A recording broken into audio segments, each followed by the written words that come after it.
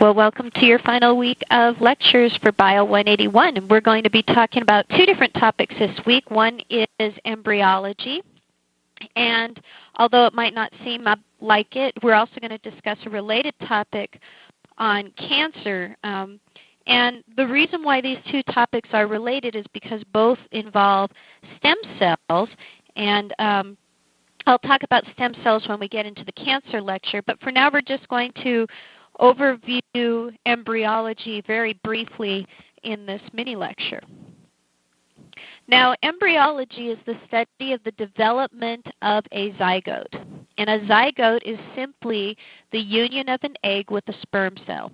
When a sperm and egg cell unite together, they form a one-celled organism called a zygote. And that zygote then has the ability to form all of the different cells in the body through a complex process called cleavage and then something called gastrulation that I'll get to in a moment.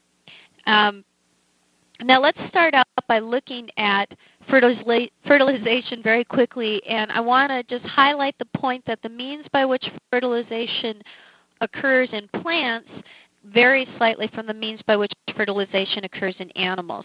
In some ways they're the same, in other ways they're different. For example, in animals we know that the sperm cell is highly motile and moves toward the egg to fertilize the egg.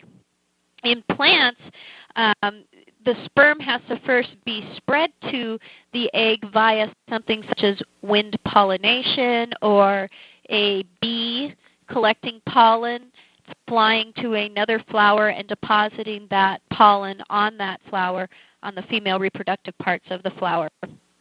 And once the pollen is deposited on the receiving flower, then that pollen forms what's called a pollen tube, which is a tube that travels down towards where the ovule or egg is, and then the sperm unites with the plant's egg cell. So in some ways, fertilization is the same, and in some ways it's different in animals and plants. But regardless of the fertilization method, we do know that there are a few key things that happen after fertilization. Before I launch into that, I want to talk just very briefly about the egg, though, and compare it with the sperm cell. If we look at the size of egg and sperm, we can see that they vary tremendously in size. In this picture, the egg is this large spherical item in the middle here. The sperm are much smaller and surround the egg on all sides. Now, the reason the sperms are so small is they have to travel great distances, and if they weighed a lot, it would be very difficult for them to get to the egg. It would require an energy expenditure that they don't have. So sperm are, by default, very, very streamlined. In essence, sperm is really just a nucleus with a flagellum attached to it. Really, that's all it is. As a result, they are energetically very cheap to make for an organism, which is why most male organisms manufacture large quantities of sperm. They're easy to make. They don't require a lot of energy to manufacture. By comparison, an egg is much, much larger than a sperm cell. The reason that it is because the sperm only brings with it the chromosomes it will contribute to the embryo. The sperm does not bring with it any organelles or nutrients to contribute to the forming embryo. It only brings nucleic acid. As a result, the egg is thus responsible for supplying the resulting zygote and then embryo with the nutrients that it needs in order to divide until such time as it can receive nutrients from other locations, such as, in the case of humans, from the lining of the uterus, from the umbilical cord and placenta, etc. So the egg must be much larger to contain all of the nutrients, all of the organelles, etc., that are needed in order to sustain life during the first few rounds of cellular division after fertilization. You'll notice in this egg, you'll see that there's a very large jelly layer that surrounds and protects the egg cell. That's very common, and you'll also see something called the zona pellucida, which is it's a protein-like envelope that surrounds the egg and protects it as well. And these apparati are in place in part to ensure that only one sperm actually successfully fertilizes the egg. As you can see in this picture, there are many hundreds of sperm here moving through the jelly layer or the jelly envelope trying to get to the egg. Only one of those will be allowed to actually penetrate the egg and fertilize it. And these structures I just discussed are there to help ensure that only one sperm cell engages in fertilization. So now once fertilization occurs, we've united sperm and egg together. Before this process called gastrulation happens, we have to do some cellular division. Now, before I talk about the cellular division, I want to let you know that on the online classroom, there's a very good animation that takes you through gastrulation. I'm going to discuss it briefly on this slide, but it does an even better job. Please make sure you watch that animation, that tutorial, so that you understand the processes behind gastrulation. But let's imagine here first that we have our zygote. Remember, that's egg and sperm united together. And the first thing that's going to happen with that zygote is it's going to start undergoing mitotic divisions.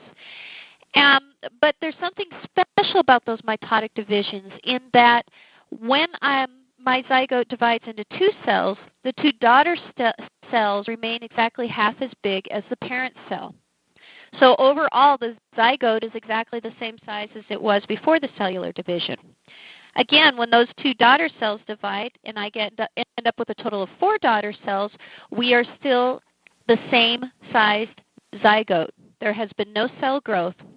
Again, as we divide into 8 cells and then 16, 32, 64, 128, 256 cells, as we go along with each of these divisions, the size of the zygote remains the same. And this is why the egg had to be so much larger. It has to contain a lot of nutrients and a lot of organelles to sustain all of these daughter cells that are going to be generated prior to this zygote implanting, for example, into the uterine lining of a human female, for example.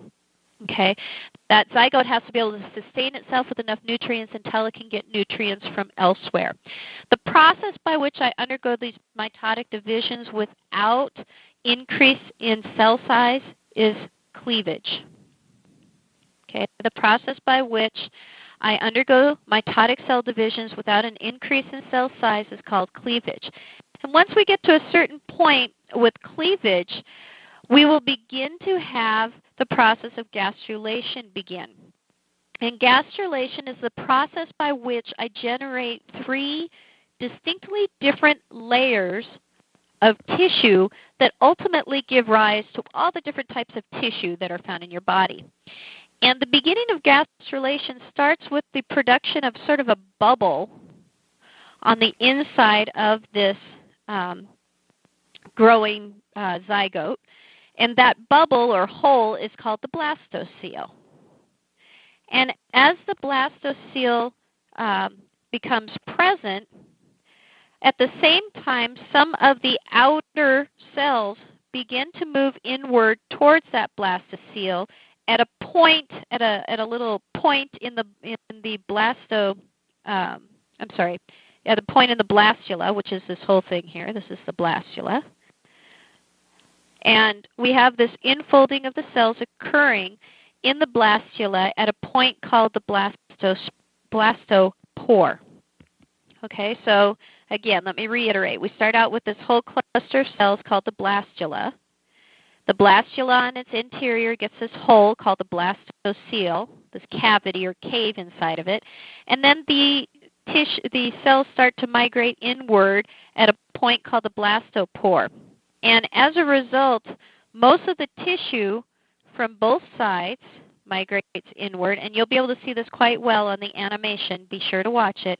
And eventually, all of the tissue that is yellow and red in this illustration folds inward, and the tissue that's represented as blue surrounds the whole outside of the blastula. Now, the tissue that's blue that you can see all the way around after all of this folding in process is done, this tissue in blue is what will become ectoderm in the embryo.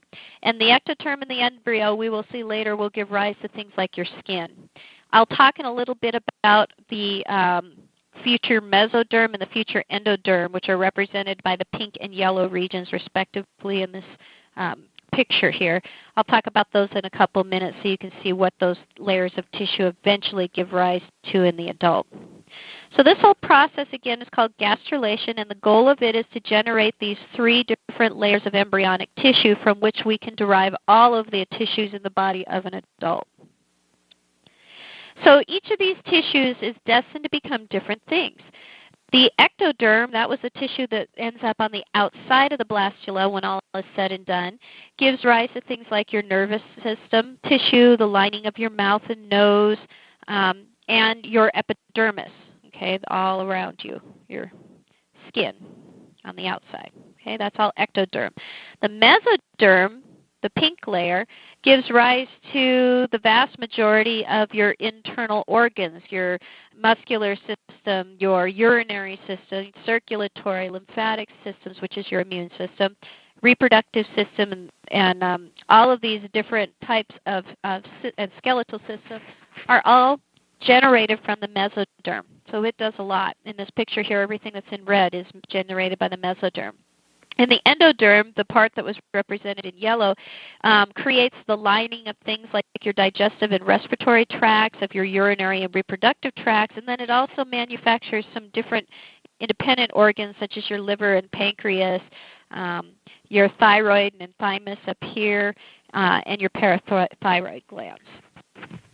So it's important that we undergo this gastrulation so that we can produce these embryonic cell layers that eventually give rise to these different adult tissues. Now, one other thing that happens during this whole process of cleavage and the formation of the blastula and the whole gastrulation process is we get the formation of different body axes.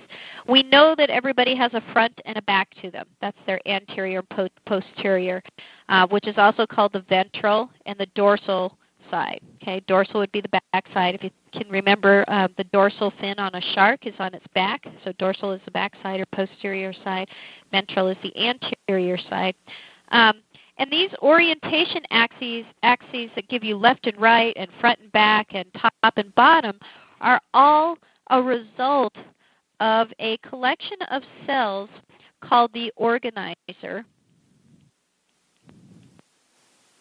which develops during the process of all of this gastrulation that's occurring. And this organizer region of cells produce a number of special proteins that help to orient and direct the development and movement of all the cells during gastrulation so that we get the proper anterior, posterior, superior, inferior, left, right, and all of that orientation of axes for the body.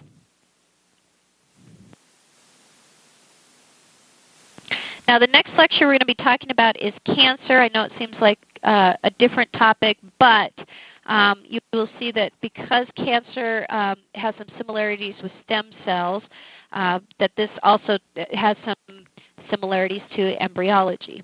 So I will catch you in that lecture.